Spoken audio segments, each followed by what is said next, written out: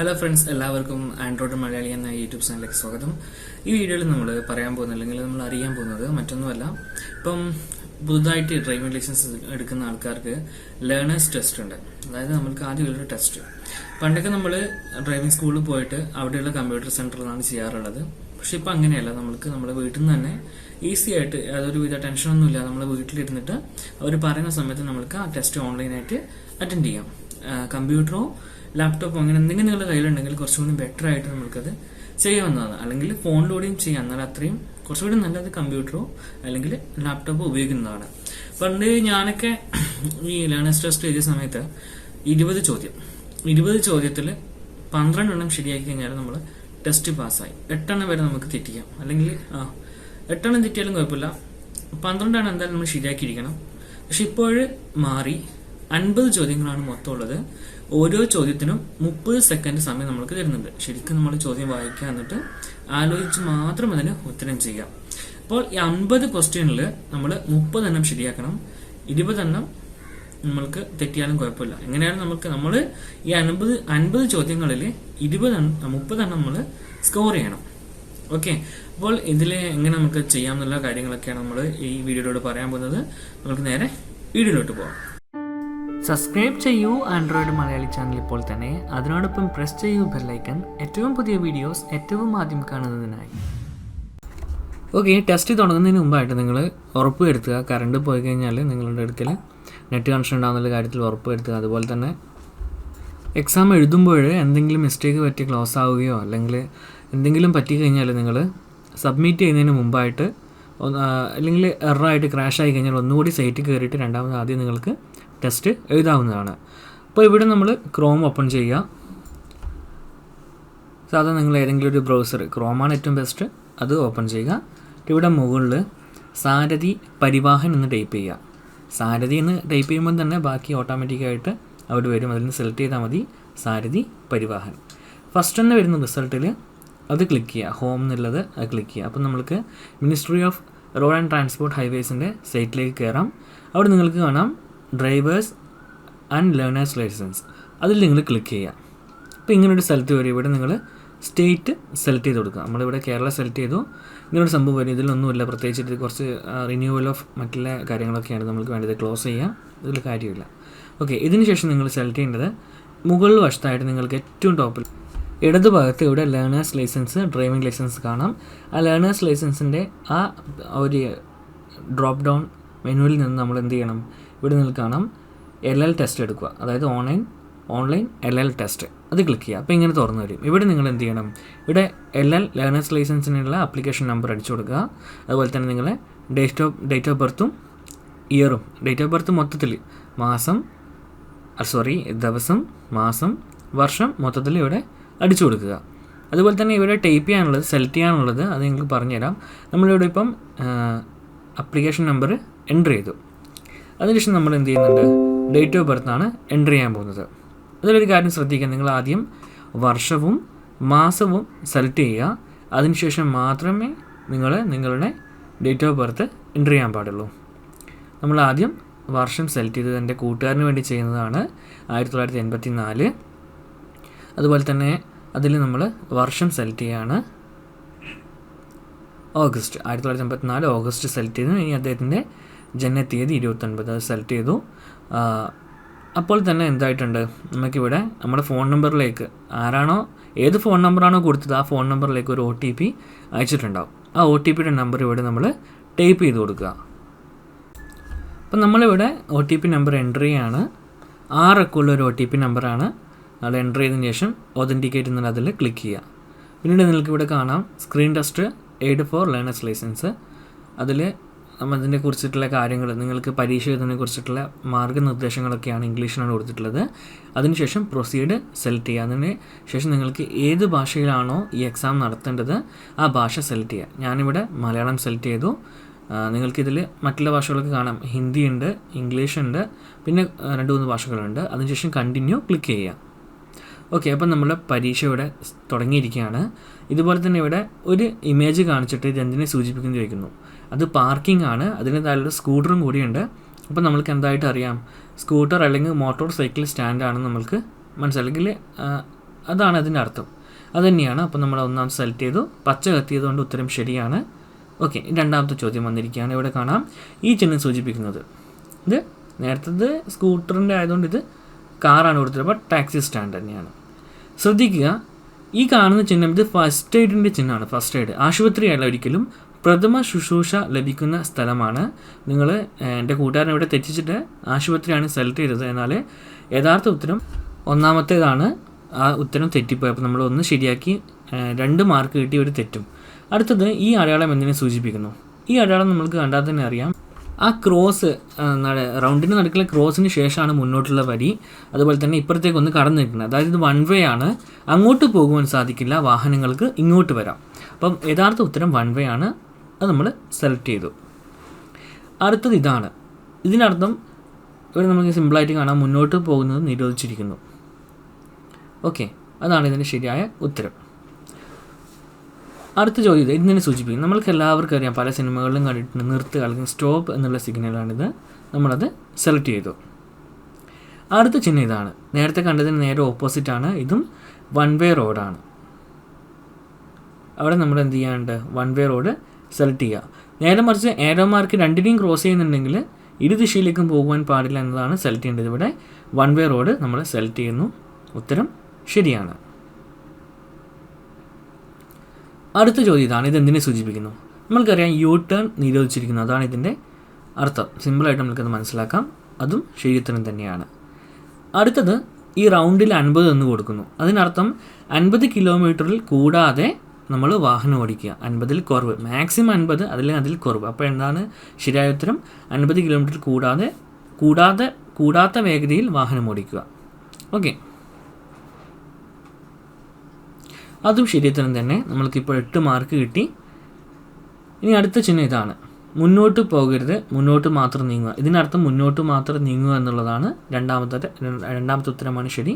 നമ്മളത് സെലക്ട് ചെയ്തു.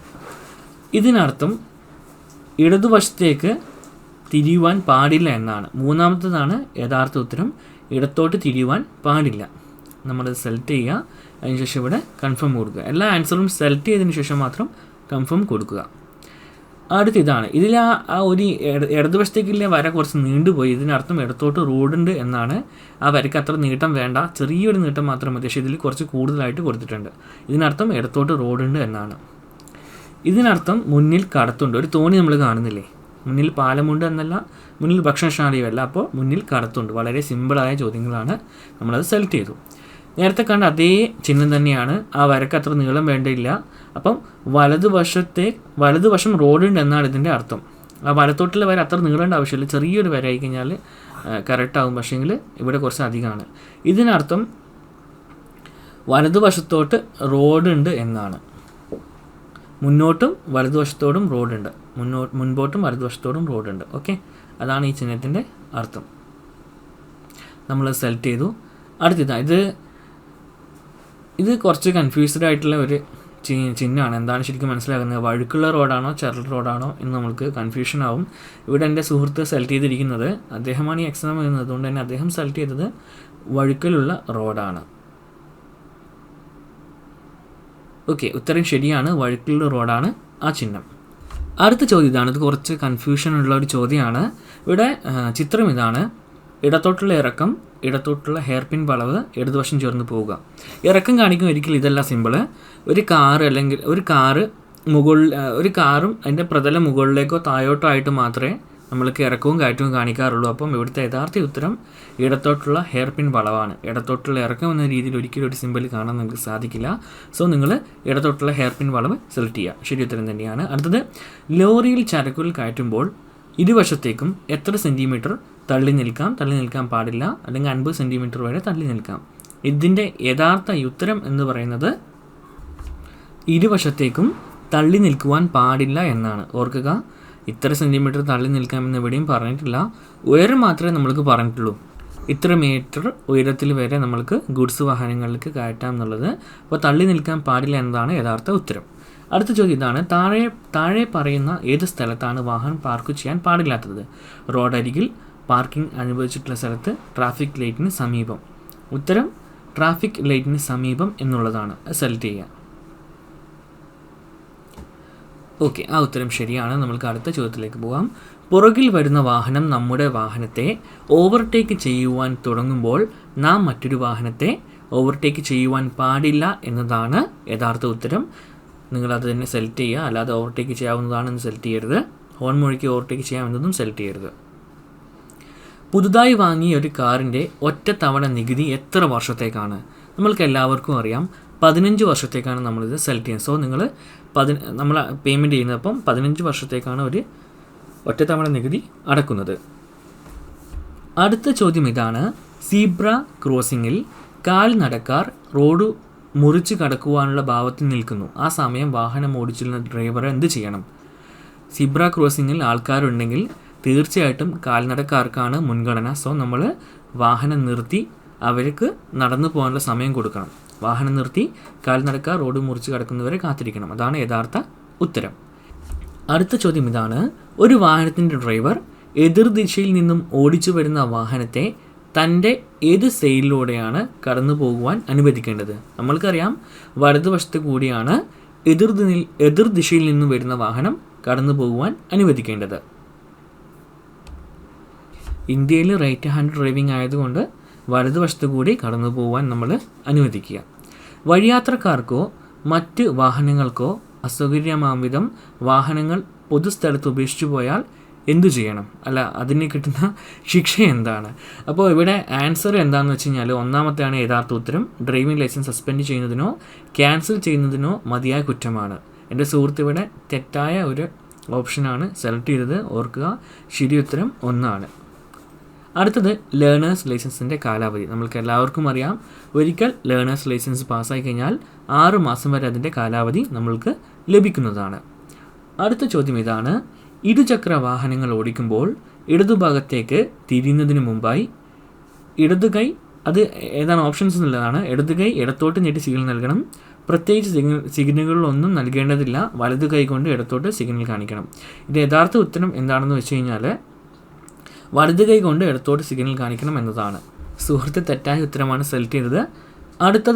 അടുത്ത ചോദ്യം ഇതാണ്. ഡിഫൻസീവ് ഡ്രൈവിംഗ് എന്നാൽ എന്താണ്? ഇതിൻ്റെ ശരിയായ ഉത്തരം ഒന്നാമത്തേതാണ്. റോഡ് ഉപയോഗിക്കുന്ന മറ്റുള്ളവരിൽ നിന്നും നിയമലംഘനമുണ്ടായി അപകടം സംഭവിച്ചേക്കാം എന്ന മുൻകരുതലോടെ സ്വയം രക്ഷാർത്ഥം വാഹനം ഓടിക്കുന്നത്. അതുതന്നെയാണ് യഥാർത്ഥ ഉത്തരം. സോ നിങ്ങൾ മനസ്സിലാക്കി വെക്കുക. റോഡ് ഉപയോഗിക്കുന്ന മറ്റുള്ളവരിൽ നിന്നും അപകടമുണ്ടാകാൻ ചിന്തിച്ചുകൊണ്ട് നമ്മൾ സേഫായിട്ട് വണ്ടി ഓടിക്കുന്നതാണ് അതിൻ്റെ അർത്ഥം. മുന്നിൽ പോകുന്ന വാഹനത്തിൻ്റെ ഏത് വശത്തു കൂടിയാണ് നമ്മൾക്ക് ഓവർടേക്ക് ചെയ്യാവുന്നത്? നമ്മൾക്ക് എല്ലാവർക്കും അറിയാം, വലതുവശത്ത് കൂടിയാണ് നമ്മൾ ഓവർടേക്ക് ചെയ്യാവുന്നത്. ഒരിക്കലും ഇടതുവശത്ത് കൂടി നമ്മൾ മുന്നിൽ പോകുന്ന വാഹനത്തെ ഓവർടേക്ക് ചെയ്യരുത്. ഓവർടേക്ക് നിരോധിച്ചിട്ടുള്ളത് എവിടെയാണ്? ഇതിൻ്റെ യഥാർത്ഥ ഉത്തരം കുത്തനെയുള്ള സ്ഥലത്ത് എന്നതാണ്. അല്ലാതെ ഇടമുറിഞ്ഞ വെള്ളരേഖയുള്ള സ്ഥലത്തോ തുടർച്ചയായി മഞ്ഞരേഖയുള്ള സ്ഥലത്തോ അല്ല, കുത്തനെയുള്ള സ്ഥലത്താണ് നമ്മൾ ഓവർടേക്ക് ചെയ്യാൻ നിരോധിച്ചിട്ടുള്ളത്. അടുത്ത ചോദ്യം ഇതാണ്. ഓവർടേക്കിംഗ് താഴെ പറയുന്ന സന്ദർഭങ്ങളിൽ നിരോധിച്ചിരിക്കുന്നു. ഏത് സന്ദർഭം? ഉത്തരം ഓപ്ഷൻസുകൾ ഇതാണ്. മുമ്പിലുള്ള റോഡ് ശരിയായി കാണാൻ പറ്റാത്ത സാഹചര്യങ്ങളിൽ, മുമ്പിലുള്ള റോഡ് ശരിയായി കാണുവാൻ പറ്റുന്ന സാഹചര്യങ്ങളിൽ, റോഡിൻ്റെ മധ്യഭാഗം ഇടവിട്ട് വെള്ളരേഖ വരച്ചിട്ടുള്ളപ്പോൾ. നമ്മൾക്കറിയാം മുമ്പിലെ റോഡ് ശരിയായി കാണുന്നില്ലെങ്കിൽ നമ്മൾ ഒരിക്കലും ഓവർടേക്ക് ചെയ്യാൻ പാടില്ല. അപ്പം ഉത്തരം ഒന്നാമത്തേതാണ്. മുമ്പിലുള്ള റോഡ് ശരിയായി കാണുവാൻ പറ്റാത്ത സാഹചര്യങ്ങളിൽ. അടുത്ത ചോദ്യം ഇതാണ്. ഇരുചക്ര വാഹനങ്ങളിൽ 2ൽ കൂടുതൽ പേർ യാത്ര ചെയ്യുന്നത് എന്താണ്? ശരിയുത്തരം നമ്മൾക്ക് മോട്ടോർ സൈക്കിളിൽ 2 പേർക്ക് മാത്രമേ യാത്ര ചെയ്യാൻ സാധിക്കുള്ളൂ എന്നതാണ്. അപ്പോൾ ശരിയായ ഉത്തരം 2 നിയമവിരുദ്ധമാണ്. അല്ലാതെ ഒഴിച്ചുകൂടാനാവാത്ത സന്ദർഭങ്ങൾ അനുവദിച്ചിട്ടുണ്ട് എന്നൊന്നുമല്ല. സോ രണ്ടാമത്തെ ആൻസർ അതായത് നിയമവിരുദ്ധമാണത്. ഓട്ടോറിക്ഷയുടെ പരമാവധി വേഗത എത്രയാണ്? ഇതിൽ പറഞ്ഞിരിക്കുന്ന പ്രകാരം നമ്മൾക്ക് ബുക്കിൽ നൽകിയിട്ടുള്ള അതനുസരിച്ചിട്ട് 50 കിലോമീറ്ററാണ് ഓട്ടോറിക്ഷയുടെ പരമാവധി വേഗത. അപ്പോൾ ഓട്ടോറിക്ഷയ്ക്ക് അനുവദിച്ചിട്ടുള്ള പരമാവധി വേഗത 50 കിലോമീറ്ററാണ്. അടുത്ത ചോദ്യം ഇതാണ്. ഓവർടേക്ക് ചെയ്യുന്നതിന് മുമ്പ് ശ്രദ്ധിക്കേണ്ട ഒരു കാര്യം എന്താണ്? ഓപ്ഷൻസ്: മുന്നിൽ പോകുന്ന വാഹനം ഇടതുവശത്തേക്ക് തിരിയുന്നുവെന്ന് ഉറപ്പുവരുത്തുക, മുന്നിലുള്ള റോഡ് വ്യക്തമായി കാണുകയും അപകട സാധ്യതയില്ലെന്നും ഉറപ്പുവരുത്തുകയും വേണം, പുറകിൽ മറ്റു വാഹനങ്ങൾ വരുന്നില്ലെന്ന് ഉറപ്പുവരുത്തണം. ഓപ്ഷൻ 2: മുമ്പിലുള്ള റോഡ് വ്യക്തമായി കാണുകയും അപകട സാധ്യത ഇല്ലെന്ന് ഉറപ്പ് വരുത്തുകയും ചെയ്യുക. അടുത്ത ചോദ്യം ഇതാണ്: നമ്മുടെ വാഹനത്തെ മറ്റൊരു വാഹനം ഓവർടേക്ക് ചെയ്യുമ്പോൾ നാം എന്ത് ചെയ്യണം? അപ്പം നമ്മൾ ചെയ്യേണ്ട കാര്യം ഇതാണ്: നമ്മുടെ വാഹനത്തിൻ്റെ വേഗത വർദ്ധിപ്പിക്കരുത്, അവരെ കടന്നു പോകാൻ വേണ്ടി നമ്മൾ അനുവദിക്കുക. ഇപ്പം നമ്മൾക്ക് 29 മാർക്ക് ആയിട്ടുണ്ട്. 1 മാർക്കും കൂടി കിട്ടാൻ നമ്മൾ പാസ്സാവും.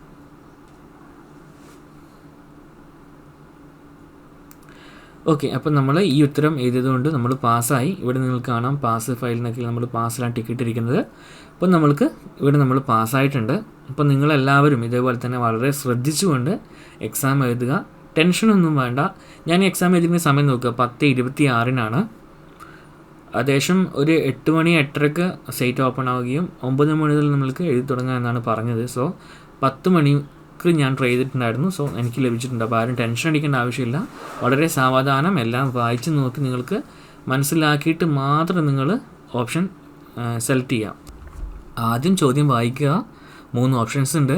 അതിലേതാണ് ശരിയുത്തരമെന്ന് കണ്ടെത്തുക. അതിനുശേഷം നിങ്ങൾ അത് സെലക്ട് ചെയ്തതിന് ശേഷം സബ്മിറ്റ് കൊടുക്കുക. ചോദ്യം വായിക്കുക, ഓപ്ഷൻ സെലക്ട് ചെയ്യുക, പിന്നീട് സബ്മിറ്റ് ബട്ടൺ പ്രസ് ചെയ്യുക. അപ്പോൾ ഇത്രയും കാര്യങ്ങളാണ് ഞാൻ ഈ വീഡിയോ ഉൾപ്പെടുത്തിയിരിക്കുന്നത്. നിങ്ങൾക്ക് എല്ലാവർക്കും ഇഷ്ടമായി എന്ന് വിശ്വസിക്കുന്നു. ഇഷ്ടമായി ലൈക്ക് ചെയ്യുക.